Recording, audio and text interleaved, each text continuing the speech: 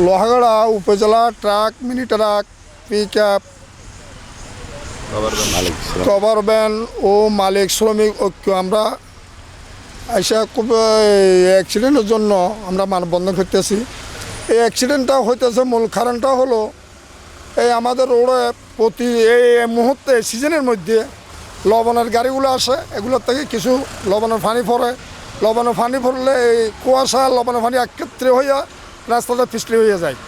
তাহলে আমাদের বাইরের ড্রাইভার যেগুলো আসে, কিছু ট্যুরিস্ট আসতেছে, কিছু পিকনিক আসতেছে, এগুলো আসার পরে এগুলো ওই রোডের ড্রাইভারে আমাদের কক্সবাজার রোডের জিনিসটা বুঝতে পারে নাই, নিয়ন্ত্রণ বুঝতে পারে নাই। এই জন্য ওই ঢাকা রোডে যেভাবে চলতেছে, নর্থ বেঙ্গল রোডে যেভাবে গাড়ি চালাইতেছে ওইভাবে আইসে ওইভাবে গাড়ি চালায়। এই রোড আইসে ওইভাবে যখন গাড়ি চালায় ব্রেকের মধ্যে পাড়াটা দিলে গাড়িটা পিছলে চুটকে যায়।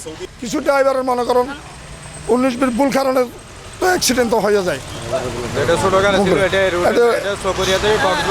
এই জন্য এই আমরা চাই বাইরের ড্রাইভার যেগুলো আমাদের রোডে আসে একটু যদি ধৈর্য ধরে যদি গাড়িটা চালায় তাহলে আমাদের অ্যাক্সিডেন্টের সংখ্যাটা একটু কমে যাবে।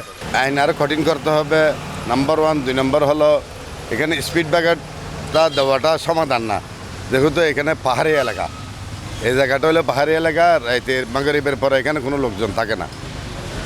লোকজন থাকে না বিধায় এখানে ডাকাতের ভয় বৃদ্ধি বেশি। এখানে কালকেও ডাকাতি হয়েছে, একটা ছোট এই আপনার ওই সিএনজি এখানে ডাকাতি হয়েছে। এখন হলো আমাদের প্রধান উদ্দেশ্য হলো সয়লেন তো করতে সময় লাগবে, আমাদের দাবি ওইটাই।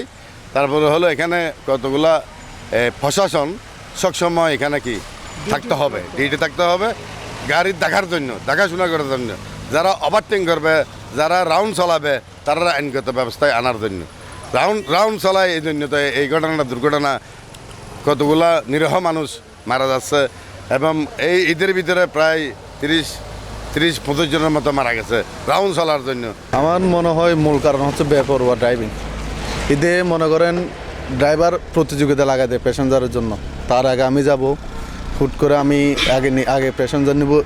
আমি মনে করি এটাই বেপরোয়া ড্রাইভিং, এটাই মূল কারণ। আর 4 লাইনের সমস্যা তো আছে। আপনার আউট ডিস্ট্রিক্টের ড্রাইভাররা মনে করেন পুরা রাস্তা ড্রাইভিং করে আসতে চায়, মূল এই জায়গায় কিন্তু সমস্যা। তাইলে বুঝতে হবে জায়গাটার সমস্যা আছে। আসলে এই ব্যাপার হচ্ছে সবাই সচেতন লবণের বিষয়টা নিয়ে। দেখেন এই পুরোটা রাস্তাটা দিয়ে কিন্তু লবণের গাড়ি চলাচল করতেছে, অ্যাক্সিডেন্ট কিন্তু আনফর্চুনেটলি এখানে হচ্ছে। তাহলে আমরা ছোটোবেলা থেকে জেনে আসতেছি এখানে একটা মানে অলৌকিক কিছু একটা বলতে যাচ্ছে। অনেক হচ্ছে এদিক থেকে এসে এখানে একটা মনে হয় আমাদের পীর সাহেব এই টাইপসের একটা হুজুর কেউ একজন আছে, এখানে মাজারও আছে এখানে।